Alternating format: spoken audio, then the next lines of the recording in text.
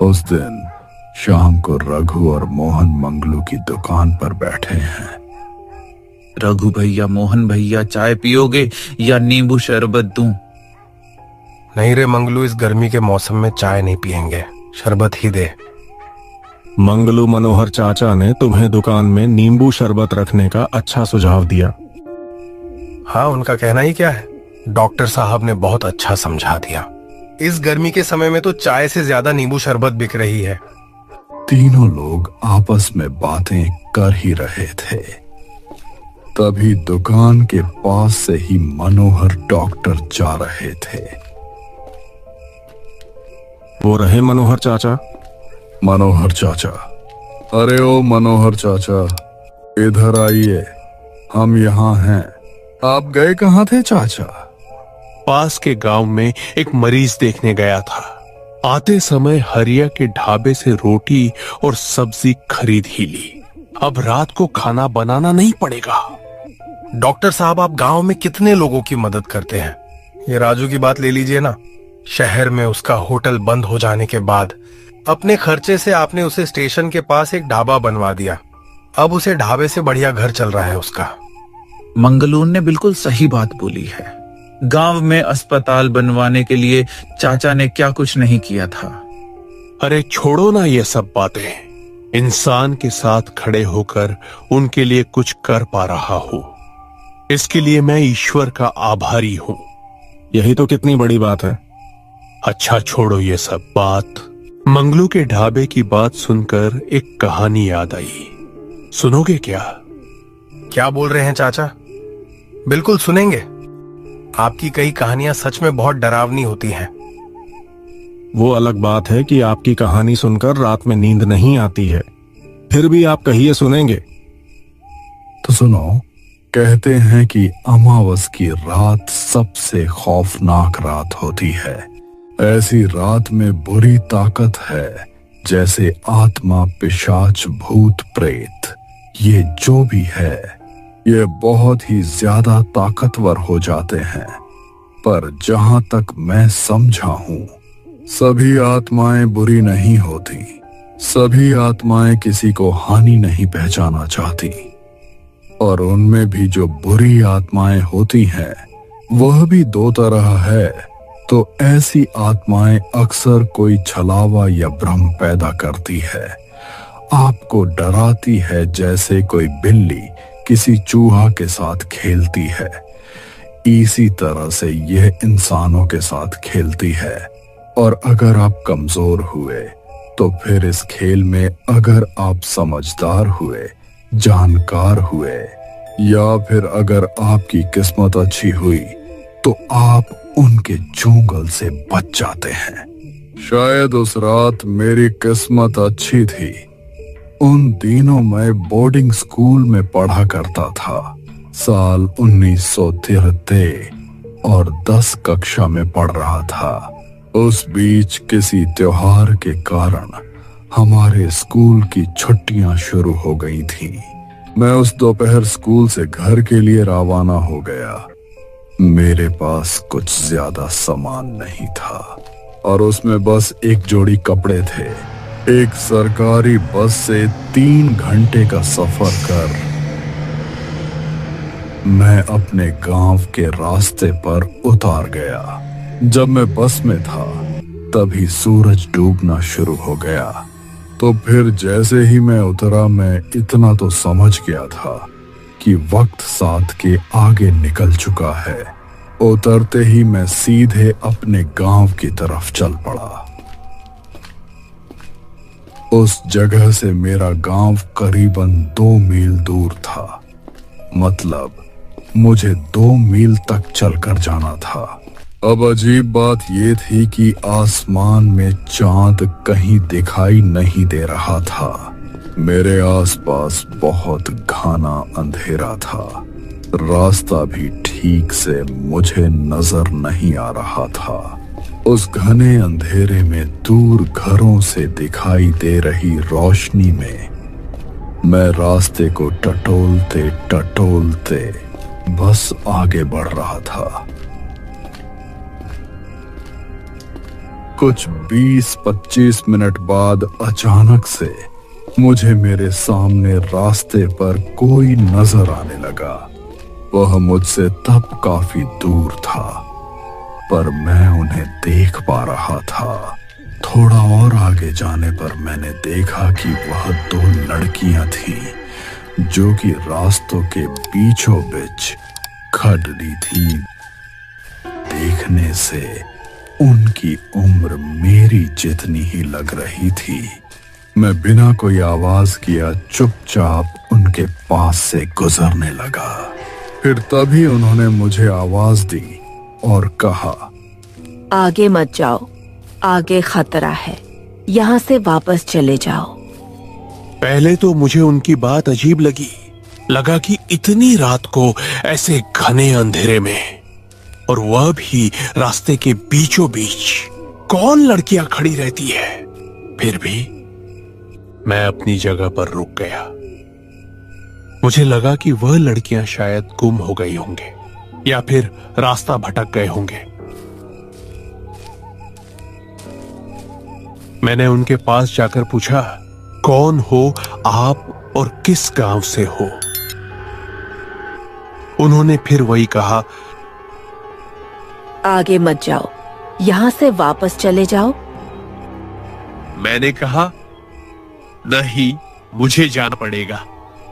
मेरा गांव बस थोड़ी ही दूर है और मैं रास्ता जानता हूं। वह दोनों जुड़वा थी, बिल्कुल एक जैसी। मैंने उन्हें गौर से देखते हुए पूछा, क्या तुम्हें अपने घर नहीं जाना? कहीं तुम रास्ता तो नहीं भटक गई? उन्होंने फिर भी मेरी बात का कोई जवाब नहीं दिया और अपनी वही बात दोहराई, यहां से वापस चले जाओ। इस बार मुझे और भी अजीब लगा। आसपास से कहां से मांस जलने की बदबूएं आ रही थी। अब की बार मैं उनकी बात की तरफ ध्यान दिए तेजी से आगे चलने लगा। कुछ कदम आगे जाने के बाद मेरा पीछे देखने का मां हुआ। वैसे मैं पीछे मुड़कर देखना तो नहीं चाहता था, क्योंकि उनकी अजीब हरकत से मैं थोड़ा डरा हुआ था। पर फिर भी मैंने नजर चुरा कर आहिस्ता से पीछे देखा, तो देखा वह दोनों लड़कियां वहां से गायब हो चुकी थी। वह देखकर मेरा दिल जोर जोर से धड़कने लगा और मैं और तेज चलने लगा।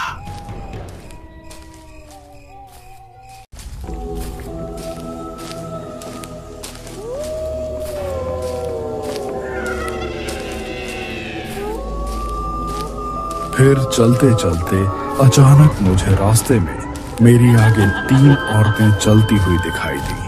वह तीनों औरतें भी पूरे रास्ते को घर कर चल रही थीं।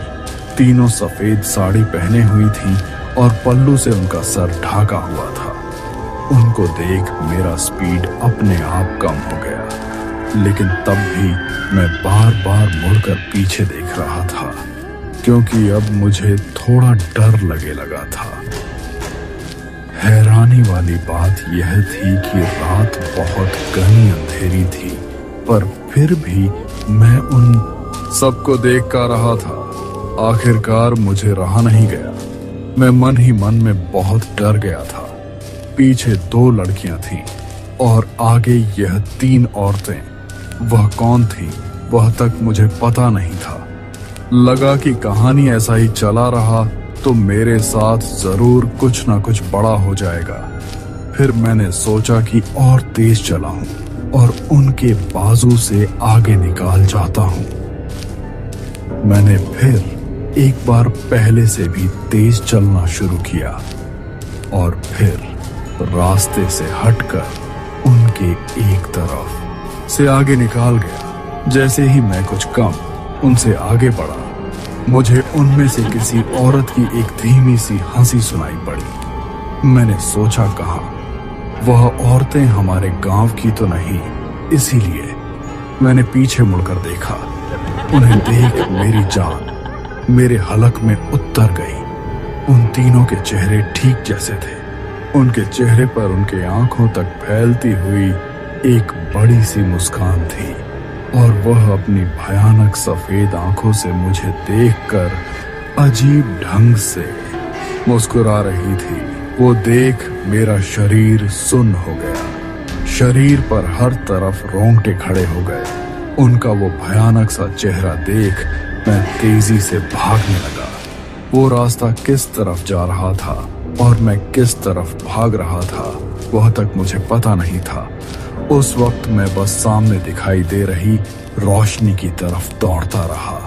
मेरी सांस फूल गई थी। फिर मैं पूरी ताकत से दौड़ रहा था।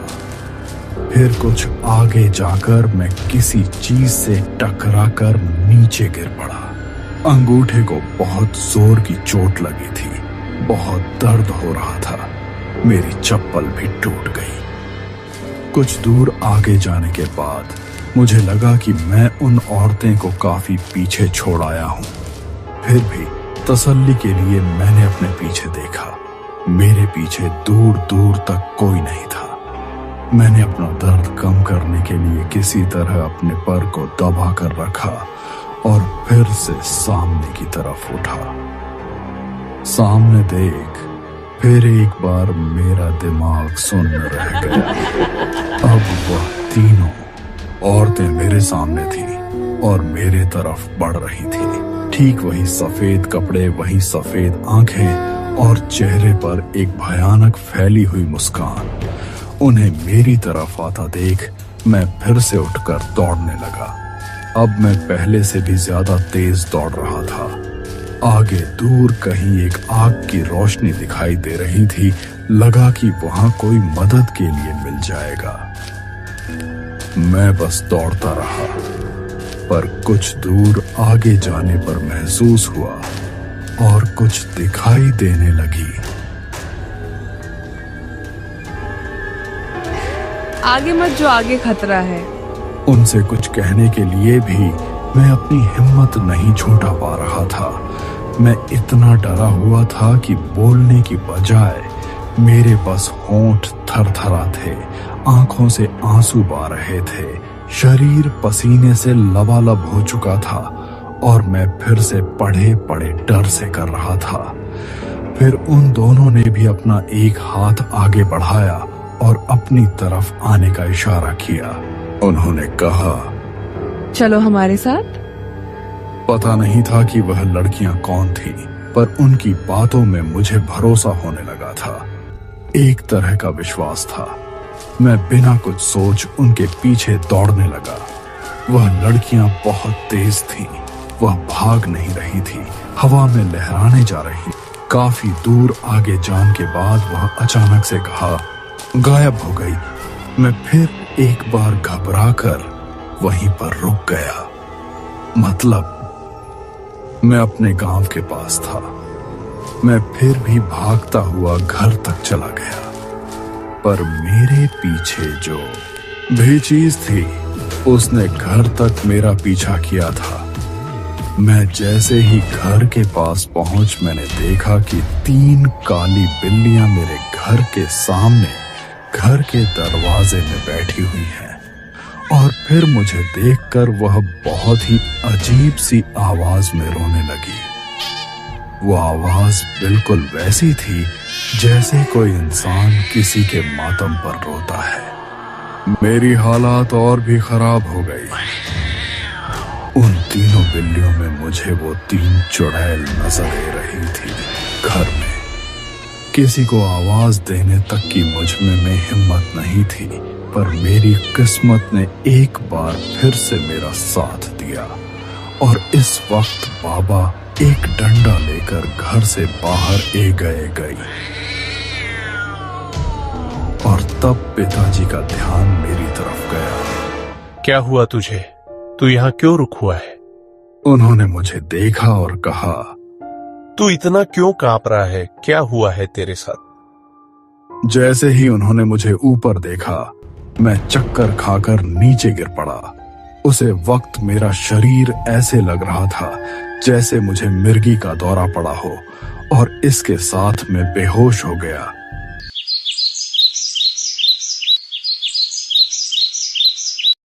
मुझे 3 दिन बाद ठीक से होश आया और 3 दिन बाद मुझे पता चला कि मैं जब भी होश में आता था मुझे कुछ पल में फिर से दौरा पड़ता था और फिर से मैं बेहोश हो जाता था। दूसरे दिन बाबा को शक हुआ कि मैं शायद बीमार नहीं हूं, मुझे कोई ऊपरी पड़ा हुई है, क्योंकि जिस रात में घर ये सब हो रहा था इस रात अमावस की रात थी। ठीक होने के बाद मैंने पिताजी को उन 2 लड़कियों की आत्मा के बारे में भी बताया, लेकिन उन्हें उन 2 आत्माओं के बारे में कुछ भी पता नहीं था और मुझे भी उनके बारे में कभी कुछ पता नहीं चला कि वह 2 लड़कियां कौन थीं और उन्होंने मेरी जान क्यों बचाई थी।